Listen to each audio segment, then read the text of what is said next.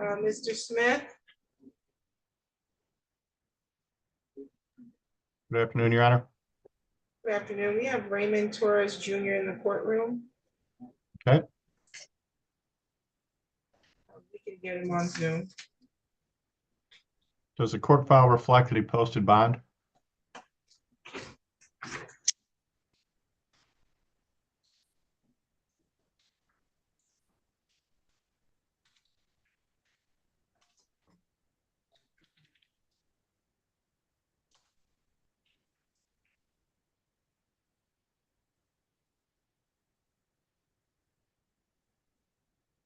This is correct. 16-. We have having 216 files in bed.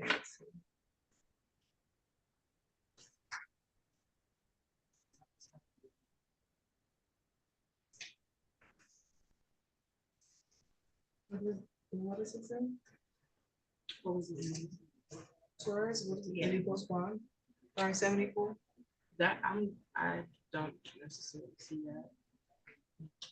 I'm trying to read. I don't know how numbers civil. writing.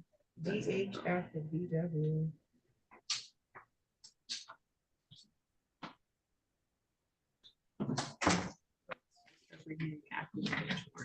But she was supposed to apply for the bond in there. Let me see, there's a bond sheet in here. Cash surety.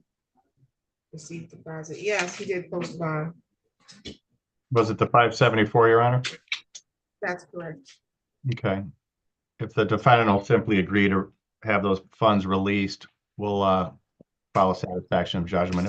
There's a small balance remaining. We've had some luck collecting with some garnishments since the warrant was issued back in 23. Okay, we'll have you placed in the private meeting where you can see if he's willing to do that. Sounds good. Thank you, Judge.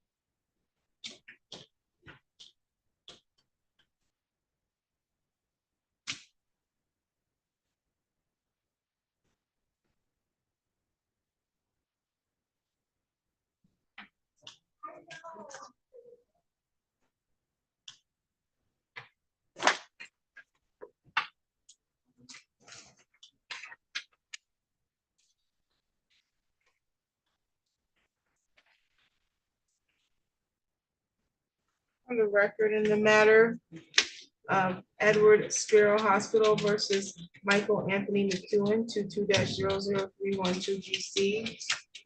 Appearance for the record. Good afternoon, Your Honor. May I please the court, Keith Cox of Winters and Associates on behalf of the plaintiff, P59146. And your name, sir? Michael McEwen. Okay, Mr. McEwen, today was the date that was scheduled for a hearing. You filed an objection to an income tax garnishment, is that correct? Correct. And you said that the basis of your objection is that the department has, Sparrow Hospital Collections Department has no recollection of this debt amount owed. Correct. I'm not following what the objection is. I called Sparrow just to get a confirmation of what Winters and Associates, is that what it is? Winters and Associates, the balance that they say that I owe from 2018, which is over $3,200. And so I called Sparrow because I didn't even remember even going to the hospital in 2018. So I called them, I called the collections department, and I said, hey, I'm calling, can I get the transcript of when I came here in 2018? And they said, first they said, we can't provide that. We sent that over to JD Ross or basically Winters and Associates, the people who they got the debt from. And I called that place and I said, can I get the manuscript or whatever from when I supposedly came to the hospital in 2018. Both parties saying that they have to speak to the other party to get the balance and the debt. But I called and the dates that Sparrow Hospital said that I was in the hospital, it didn't match the dates that Winters and Associates they had. So it's kind of like a conflict of interest. Like, what date was I actually there? If they're saying one person say I was there in March, but the other party saying I was there in August, how can I get a confirmation of a balance owed? Which I can tell you how. You do it when you were served with the lawsuit and it was time to do it. You can't now attack the judgment because you missed the opportunity to do that. And I'm looking at the address that you were served, which is the address on Bristol. That's the same address that was used in an email that was sent from someone purported to be you back on March 15, 2022 to the plaintiff asking about appealing the summons because you had insurance, same address. So there has not been a change in address. So even a concern or question about whether or not service was made to the appropriate address is not an issue for the court. So when you file an objection, there's a court rule that establishes which bases you can use to make an objection to a garnishment. It's very, very specific. And there's no way around those options. And so our form mirrors the court rule because it allows you to select which one of the rules that you're relying on. You selected other and then wrote down the exact thing in your words that we are prohibited from granting an objection for. You are attacking the underlying judgment. You can't use an objection to litigate the case. You're supposed to litigate the case when you're served with the lawsuit. And you defaulted on this lawsuit, it appears. And so because of that, there was a judgment issued against you in default. So that means you were served with a lawsuit. You were supposed to respond to that lawsuit by a certain date to the court. And we did not receive any such response. Even if you had missed the deadline for that response, there's an opportunity per the court rules for you to appeal the missing of that date. You've blown through that years ago. And so now it's 2025. We got a 2022 judgment that they're trying to collect on where you've been unresponsive to the court when you had this lawsuit pending. And so unfortunately, we can't grant your objection because it doesn't comport with the court rules.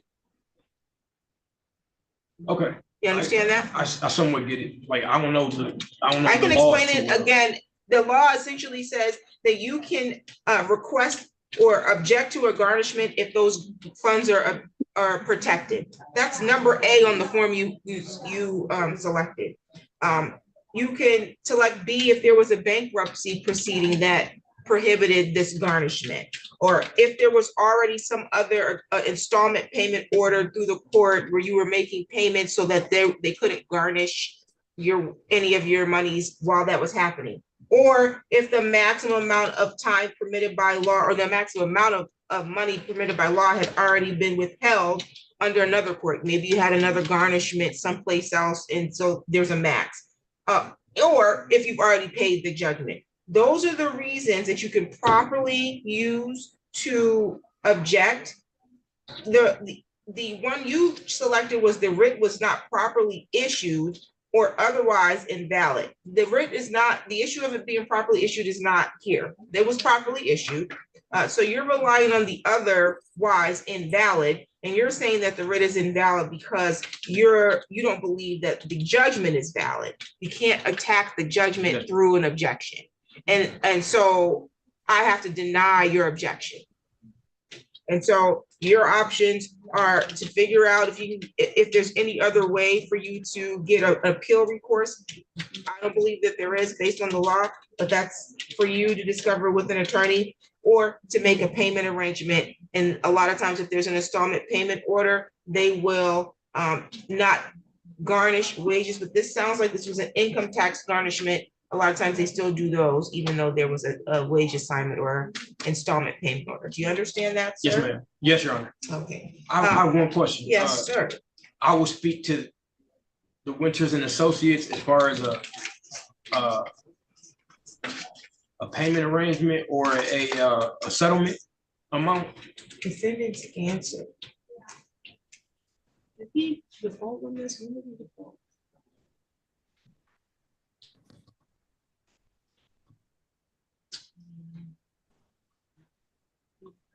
Oh, okay, so it looks like you did file an answer in the original lawsuit. The issue was that you had a hearing date. Motion for summary disposition was filed August 8th, 2022, and you failed to appear to court on that court date and failed to file a response. So that's how you got the default judgment. And so if you want to meet with Mr. Cox and see if there's an opportunity for you to make payments and get an installment payment order, we can put you on Zoom at this time to do that. But as it relates to your objection, per the court rules, they're gonna have to be denied, okay? Yes, Your Honor. Okay. Do you want to get on Zoom now? I'd be happy to speak Counsel? with him. Yeah, I'd be happy to speak with him. I'm Yes. sorry, is he on Zoom or is he in the courtroom? He's in the courtroom. Oh. Are you can't see in the courtroom? Oh, I can. Are I you? just- Oh, thought okay, we- yeah, he's the one in the middle of the courtroom, and we can get him on, Zoom. You have a phone with you, sir? Yes. We'll get him on Okay. Zoom to meet with you. Okay, great. I'm just trying to see if I had a order in this file, and I do not. Okay, counsel, can you provide an order denying the objections for me to sign?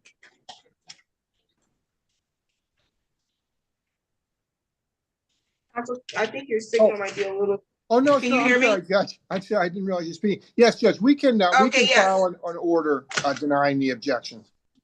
thank you. That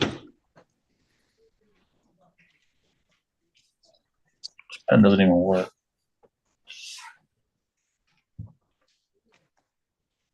Okay, let's see. Did Mr. Smith and Mr. Torres already speak?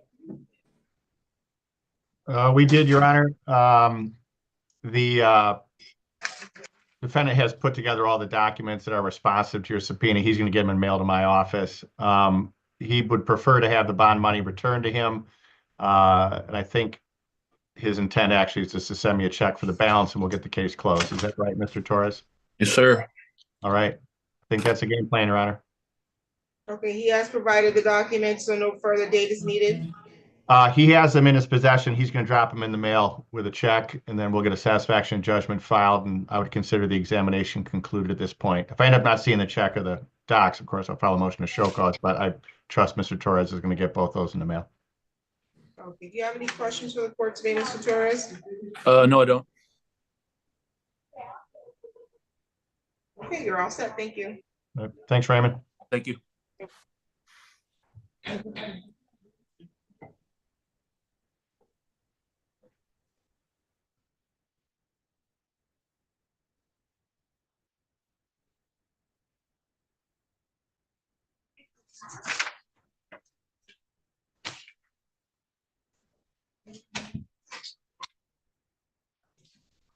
Mr. Torres is all set with our iPad as well.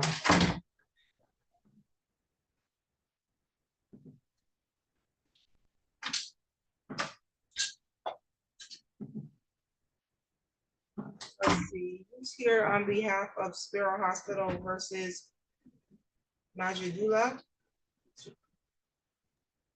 Your Honor, good afternoon. Christopher Sosson, spelled S-O-S-S-O-N-G, PD 59383, appearing on behalf of the plaintiff. Thank you. I have the defendant in the courtroom. It's a pretrial, so we're gonna get him on Zoom so you all can complete your joint pretrial statement, or you can come to a resolution, okay? Thank you, Your Honor. Thank you. You can follow her in just a moment, sir. Let's see, Autumn Nettles present? Yes, Your Honor.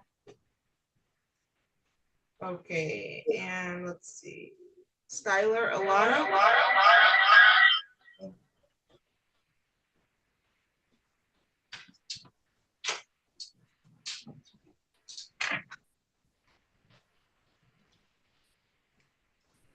Your Honor, while the defendant's getting his audio taken care of, Attorney Levine on behalf of Autumn Nettles and an appearance is forthcoming.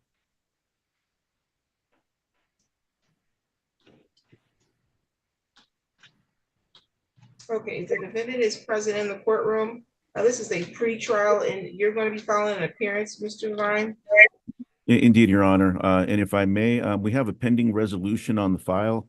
Adverse parties counsel in a separate family law matter that involves both of the parties. Counsel and I just talked a minute ago about a stipulation, tentative agreement pending the defendant's acceptance that would have language that would subsume the property dispute here. So the entire matter would get resolved. We just need the defendant to talk to his lawyer. So if the court's inclined to push this out or maybe a week or so, I think we would have this matter resolved and then my client can withdraw the action. Okay, you're okay with that, sir? Speaking of who? You must have another matter pending and you have an attorney on that matter? Oh, yes, Your Honor. Okay, it sounds like whatever that matter is, may involve a potential resolution for this matter. So we need you to speak to your attorney and then your attorney will then speak to her attorney to see if we can get this case resolved, okay? We're gonna get you a new date. Thank you, Your Honor. Thank you, At 2. January 17th at 2 p.m. Excellent. I appreciate it. Thank you very much, Your Honor. Yes, No ma'am. Thank problem. you. Any additional matters for the record, counsel? But not from us, Your Honor. Thank you. You're all set, sir. We'll get you a notice. Thank you, Ms. Nettles. Thank you, Your Honor. Thank you, Your Honor. Have a good day.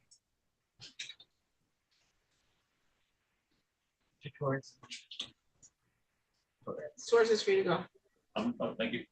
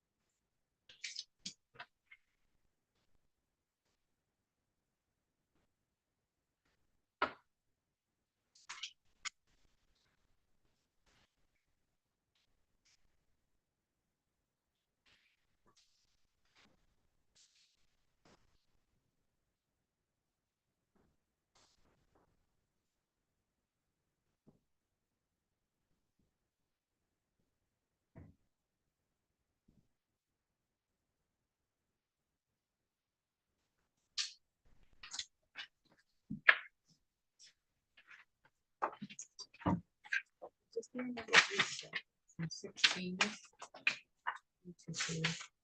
cancels. Okay, let's see.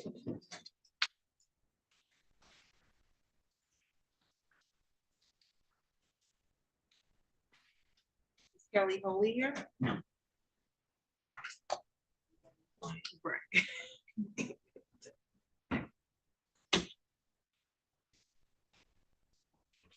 On the record, in the matter of Kelly Holy versus Glamour Nails, 24-02942. You can come forward. Which one of you are representing Glamour Nails? Is you, sir? I'm the owner. The owner, what's your name? My name is Duke. Okay, today was the date that we continued or reset a hearing. It was for a small claims appeal matter in which Ms. Holy was given an opportunity to bring some additional information. And I think I wanted proof from you as to who the owner was, but she's failed to appear. The matter was set for 1:30. It's 2:33. The case is dismissed. You're all set. Thank you.